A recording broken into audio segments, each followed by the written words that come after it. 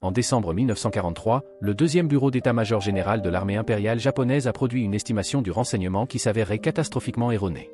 Selon leurs calculs, la marine des États-Unis devrait compter environ 13 070 officiers et 296 000 militaires du rang d'ici la fin du mois. L'estimation était basée sur une analyse minutieuse de la capacité navale américaine d'avant-guerre, des modèles de recrutement et de l'infrastructure de formation. Le renseignement japonais avait suivi la construction navale américaine avec une précision impressionnante. Ils savaient combien de porte-avions étaient en construction, combien de destroyers entreraient en service, combien de sous-marins étaient en cours de fabrication. Mais ils avaient fondamentalement mal calculé quelque chose de bien plus important. Ils n'avaient aucune idée du nombre de personnes qui servaient réellement dans la flotte américaine. Les chiffres réels étaient dévastateurs. En décembre 1943, la marine des États-Unis comptait 219 279 officiers, 120 472 candidats officiers et 2 343 343 militaires du rang. L'effectif total était d'environ 2,4 millions de personnes. Le Japon avait estimé 309 000 au total. L'erreur était de 7,6 contre 1. Les planificateurs militaires japonais basaient chaque calcul stratégique sur l'hypothèse qu'ils faisaient face à une flotte américaine avec peut-être 2 fois leur propre effectif. En réalité, ils combattaient une marine qui avait 7 fois plus de personnel qu'ils ne l'avaient estimé. Cette seule défaillance du renseignement signifiait que chaque hypothèse concernant la capacité logistique américaine, le tempo opérationnel et les capacités de remplacement étaient fondamentalement erronées. L'erreur de calcul a commencé par un angle mort culturel.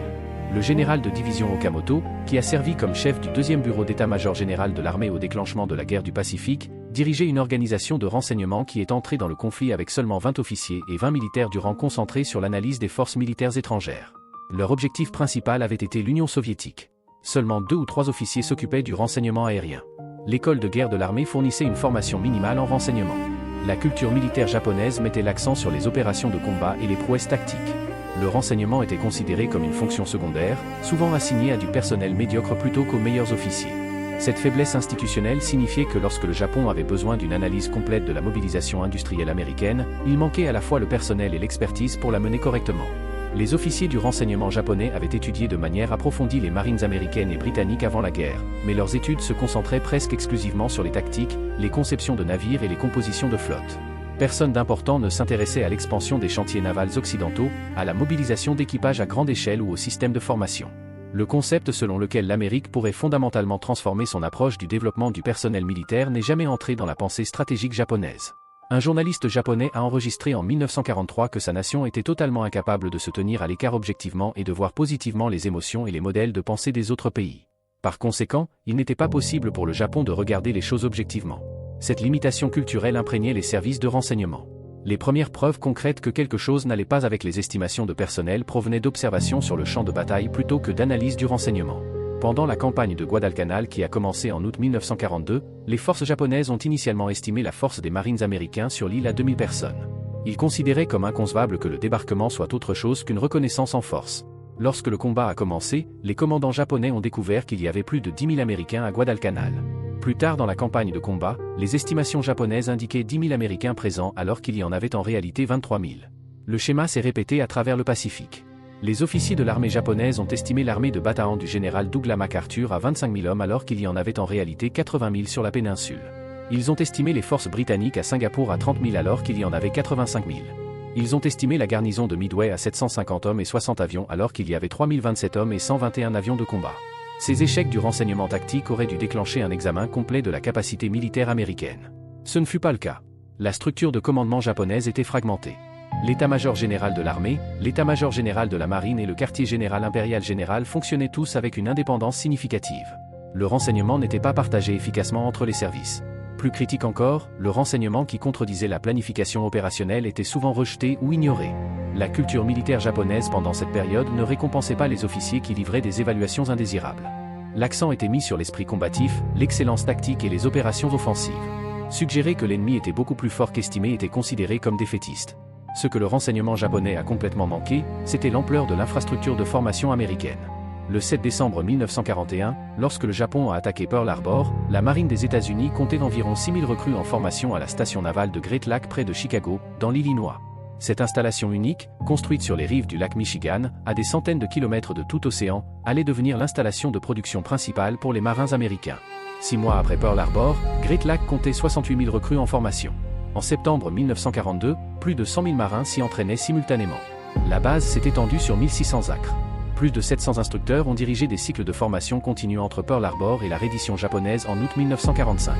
La station navale de Great Lack à elle seule a formé plus d'1 million de marins. Cette installation unique a traité plus de personnel que l'ensemble de la marine japonaise n'en a déployé à son apogée. La reconnaissance japonaise ne l'a jamais détecté.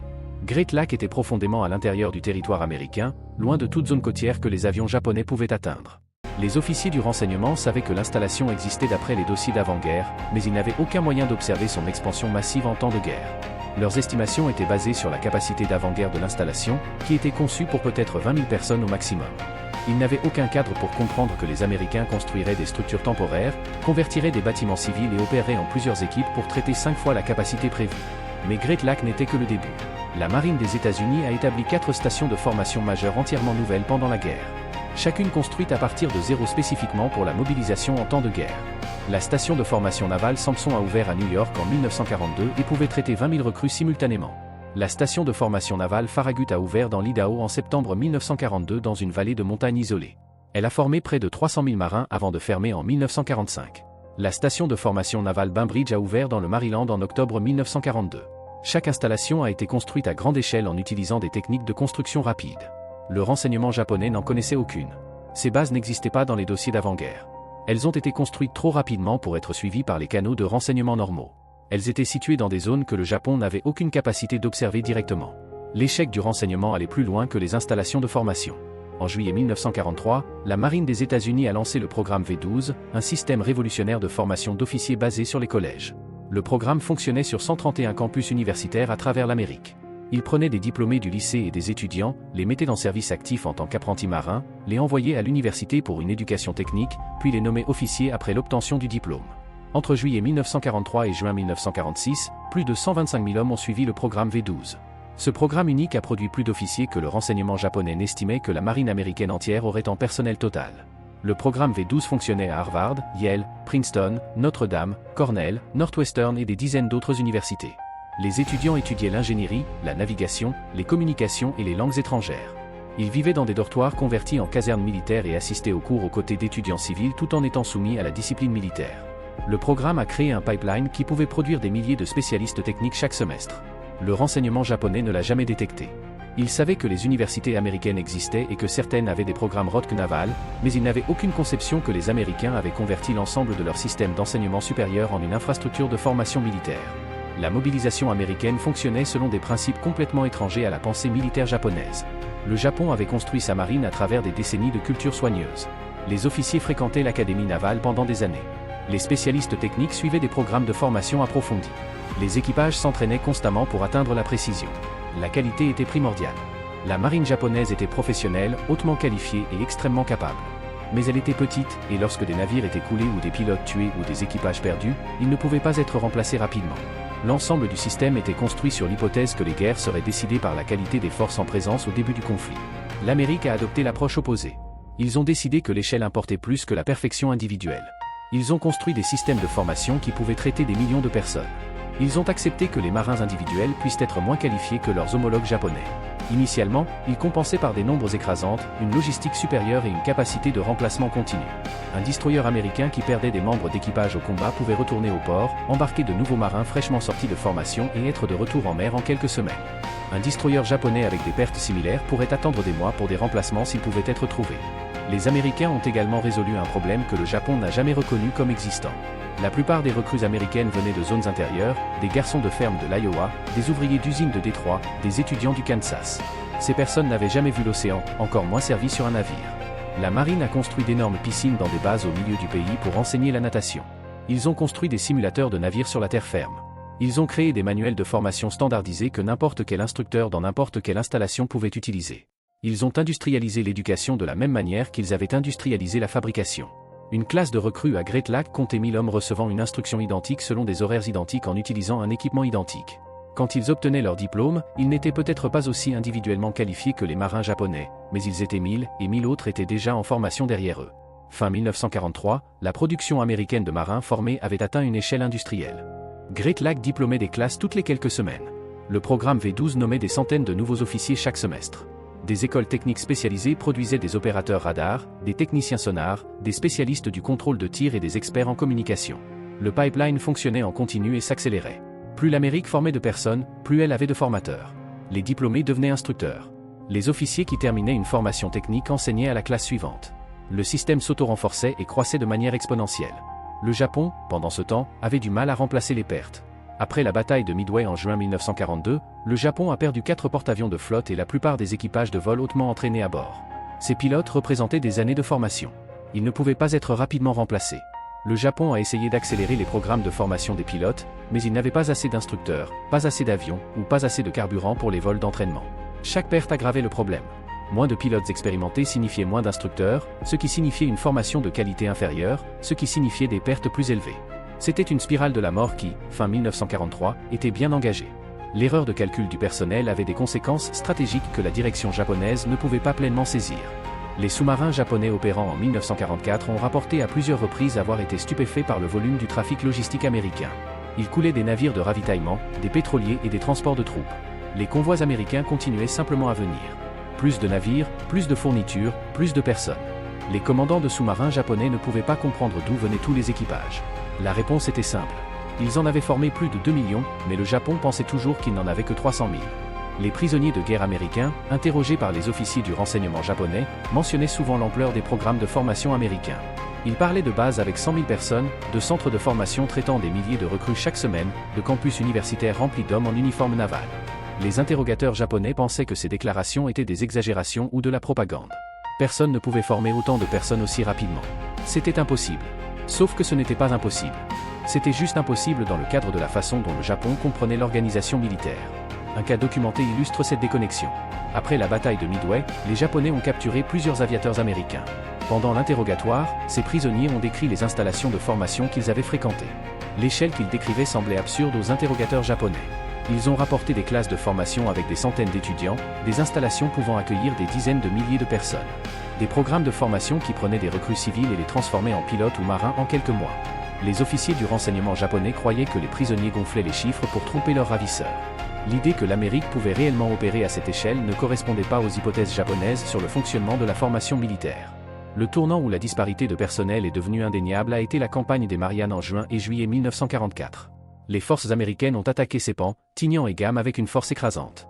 Les défenseurs japonais sur ces îles ont rapporté avoir été stupéfaits par le simple nombre de troupes américaines débarquant. Vague après vague de péniches de débarquement, des milliers de marines, un soutien continu des tirs navals, des frappes aériennes qui ne s'arrêtaient jamais. Une logistique qui continuait à affluer quelle que soit la résistance offerte par les forces japonaises. Les commandants japonais à Seppan ont envoyé des messages désespérés à Tokyo, décrivant la force d'assaut comme énorme au-delà de tout ce qu'ils avaient anticipé. Après la chute des Mariannes, l'état-major général naval japonais a finalement commandé un examen complet des capacités militaires américaines. L'examen mené en septembre 1944 a conclu que les estimations précédentes de la force du personnel américain avaient été significativement incorrectes. Sur la base de preuves opérationnelles, de communications interceptées et d'analyses de la logistique américaine observée au combat, l'examen a estimé que la force de la marine des États-Unis était d'environ 1,8 à 2,2 millions de personnes. C'était près de 6 fois plus élevé que les estimations qui avaient été utilisées depuis 1942. L'examen recommandait une révision immédiate de tous les plans stratégiques pour tenir compte d'une capacité de personnel et de logistique américaine considérablement plus élevée. Les recommandations n'ont jamais été mises en œuvre de manière significative. En septembre 1944, le Japon avait déjà perdu les batailles décisives de la guerre du Pacifique.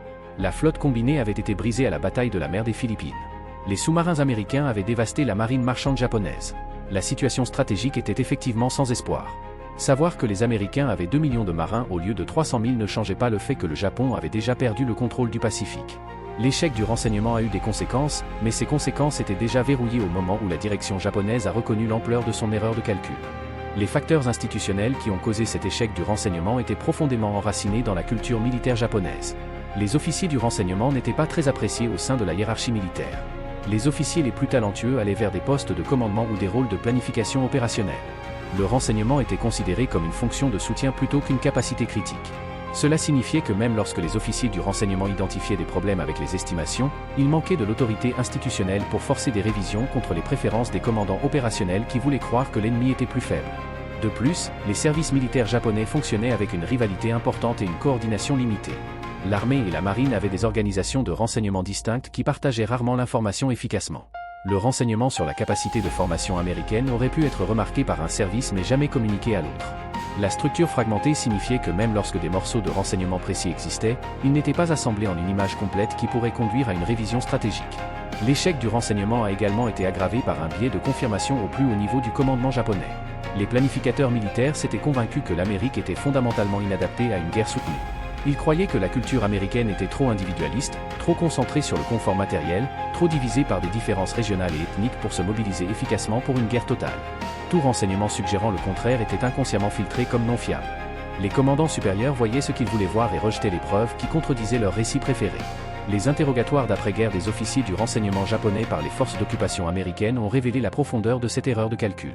Lorsque les interrogateurs américains ont expliqué l'échelle réelle de programmes comme le système V12 ou l'expansion d'installations comme Great Lake, les officiers japonais étaient véritablement choqués. Certains ont d'abord refusé de croire les chiffres, même lorsqu'ils étaient présentés avec des preuves documentaires. Le concept selon lequel l'Amérique avait formé des millions de personnes en quelques années ne correspondait tout simplement pas à leur compréhension du fonctionnement des organisations militaires. Un officier du renseignement japonais a déclaré lors d'un interrogatoire en 1946 que si quelqu'un lui avait dit pendant la guerre que l'Amérique déploierait une marine de plus de 2 millions de personnes, il l'aurait considéré comme une propagande impossible. La capacité industrielle de construire des navires existait. Mais la capacité de trouver, former et déployer des millions de marins semblait au-delà du domaine du possible. L'ironie est que le renseignement américain a fait l'erreur inverse dans certains domaines. Tout au long de 1942 et au début de 1943, les analystes américains ont constamment surestimé les capacités militaires japonaises dans certains domaines. Ils pensaient que le Japon avait plus d'avions qu'il n'en avait, plus de pilotes expérimentés, une logistique plus robuste. Les commandants américains planifiaient souvent des opérations en supposant qu'ils faisaient face à un ennemi plus fort qu'il n'existait réellement. Cette prudence a probablement sauvé des vies. Cela signifiait que les forces américaines abordaient les batailles avec une préparation appropriée et des ressources écrasantes. Ils ne sous-estimaient pas leur adversaire. Dans le cas du Japon, sous-estimer la force américaine a conduit à des décisions stratégiques basées sur la fantaisie. Au moment où la réalité est devenue indéniable, il était bien trop tard pour ajuster le cap. L'échec du renseignement sur le personnel a eu une conséquence inattendue que la direction japonaise n'avait jamais anticipée. Parce que le Japon croyait que les forces américaines étaient plus petites qu'elles ne l'étaient réellement, les commandants japonais engageaient souvent des forces dans des batailles qu'ils auraient dû éviter. Si la planification stratégique japonaise avait compris avec précision qu'ils faisaient face à une marine 7 fois plus grande qu'estimée, ils auraient peut-être poursuivi une stratégie plus défensive plus tôt. Ils auraient peut-être reconnu que les engagements de flotte décisifs favoriseraient inévitablement un ennemi avec une supériorité numérique écrasante et une capacité de remplacement illimitée. Ils auraient peut-être concentré leurs efforts à rendre le coup de l'avancée à travers le Pacifique si élevé que l'Amérique chercherait un règlement négocié plutôt que de continuer les opérations offensives. Au lieu de cela, les forces japonaises ont engagé à plusieurs reprises les flottes américaines dans des batailles majeures tout au long de 1943 et 1944, subissant des pertes catastrophiques de navires, d'avions et de personnel formés irremplaçables. Chaque engagement était planifié sur l'hypothèse que la force américaine était limitée et qu'une victoire japonaise décisive pourrait changer l'équilibre stratégique. La réalité était que chaque perte que le Japon subissait était permanente, tandis que chaque perte que l'Amérique subissait était temporaire. La logistique américaine pouvait remplacer les navires détruits en quelques mois. La formation américaine pouvait remplacer les équipages perdus en quelques semaines. Les pertes japonaises disparaissaient simplement, créant un déficit cumulatif qui s'aggravait à chaque engagement. L'échec du renseignement concernant le personnel américain a également affecté les décisions japonaises sur la défense intérieure et l'allocation des ressources. Si les planificateurs japonais avaient compris l'échelle réelle de la puissance navale américaine, ils auraient peut-être priorisé différentes préparations défensives. Plus de ressources auraient pu être consacrées à la fortification des îles principales plus tôt dans la guerre. Plus d'accent aurait pu être mis sur la dispersion de la production de guerre critique pour réduire la vulnérabilité au bombardement stratégique. Plus d'efforts auraient pu être consacrés au développement de systèmes d'armes spécifiquement adaptés à une défense asymétrique contre un ennemi écrasant. En 1945, les conséquences de l'échec du renseignement sur le personnel étaient visibles dans tous les aspects de la position stratégique du Japon. Les forces opérationnelles américaines opéraient en continu à travers le Pacifique avec des navires et des équipages apparemment illimités. Lorsque les navires avaient besoin d'entretien ou de rénovation, des remplacements étaient disponibles. Lorsque les équipages avaient besoin de repos, du personnel frais effectuait une rotation. Le tempo opérationnel soutenu était quelque chose que les forces japonaises ne pouvaient tout simplement pas égaler. Leur flotte était limitée à la fois par le nombre de navires disponibles et le nombre d'équipages formés pour les équiper. Les flottes américaines ne faisaient face à aucune de ces contraintes. L'histoire de la façon dont le Japon a mal calculé la force du personnel naval américain par un facteur de cette contrainte est finalement une histoire d'échec institutionnel, d'angle mort culturel et des dangers de ne voir que ce que l'on veut voir. Les organisations de renseignement japonaises sont entrées en guerre en sous-effectifs, sous-formées et sous-évaluées au sein de la hiérarchie militaire. Elles se sont concentrées sur les détails tactiques qu'elles comprenaient tout en manquant les réalités stratégiques pour lesquelles elles n'avaient aucun cadre de compréhension. Elles ont collecté des données qui contredisaient leurs estimations mais manquaient de l'autorité institutionnelle ou de la permission culturelle pour forcer la révision d'hypothèses confortables. La leçon n'est pas que les officiers du renseignement japonais étaient incompétents. Beaucoup étaient hautement qualifiés dans le travail qu'ils faisaient. Ils ont suivi la construction navale américaine avec une précision impressionnante. Ils ont correctement prédit la production industrielle américaine dans plusieurs domaines clés, mais ils ont complètement manqué la dimension humaine de la mobilisation américaine. Ils ne comprenaient pas que l'Amérique transformerait son système éducatif en une infrastructure de formation militaire. Ils ne saisissaient pas que la culture américaine, qu'ils considéraient comme faible et individualiste, pourrait mobiliser des millions de personnes pour un effort coordonné. Ils n'ont pas anticipé que les méthodes industrielles américaines pouvaient être appliquées à la production de personnel formé aussi efficacement qu'elles étaient appliquées à la production de navires et d'armes. Les documents de renseignement de cette période qui ont survécu à la guerre et ont été capturés par les forces américaines montrent des analystes japonais luttant avec des données contradictoires. Ils avaient des preuves que les bases américaines étaient plus grandes qu'estimées. Ils avaient des déclarations de prisonniers décrivant des programmes de formation massifs. Ils avaient des rapports opérationnels montrant des forces américaines se déployant en plus grand nombre que ce qui aurait dû être possible. Toutes ces preuves étaient disponibles, mais elles n'ont pas été synthétisées en une réévaluation complète parce que le faire aurait nécessité de reconnaître que toute la stratégie de guerre du Japon était basée sur des prémices fondamentalement erronées. Ce type d'admission était institutionnellement et culturellement impossible jusqu'à ce que la défaite la rende inévitable. L'expérience japonaise avec l'échec du renseignement concernant le personnel naval américain offre des leçons durables sur les défis de l'évaluation stratégique. Les organisations ont tendance à rejeter les informations qui contredisent les récits préférés. Les hypothèses culturelles façonnent quelles preuves sont considérées comme crédibles. Les hiérarchies institutionnelles déterminent quelle analyse est entendue. Et la conséquence de se tromper lorsque vous estimez les capacités ennemies n'est pas simplement une erreur académique sur un document d'état-major. Ce sont des navires coulés, des batailles perdues et finalement une guerre qui devient ingagnable parce que vous combattiez un ennemi que vous n'avez jamais vraiment compris. Si vous avez trouvé cette histoire fascinante, nous serions ravis de connaître votre avis dans les commentaires. D'où nous suivez-vous? Quelle partie de cette histoire vous a le plus marqué? Partagez vos réflexions avec notre communauté qui s'étend du Texas à la Tasmanie, des vétérans aux passionnés d'histoire. Chaque perspective enrichit notre compréhension collective de ces événements cruciaux. Ces histoires oubliées de la Seconde Guerre mondiale méritent d'être racontées et discutées. Elles nous rappellent que derrière chaque grande bataille, il y avait des décisions humaines, des erreurs de jugement et des leçons qui résonnent encore aujourd'hui. Votre engagement fait vivre ces récits et nous permet de continuer à explorer ces chapitres méconnus de l'histoire. Merci de faire partie de cette communauté qui préserve et partage ces mémoires essentielles. Merci d'avoir regardé et merci de maintenir ces histoires vivantes.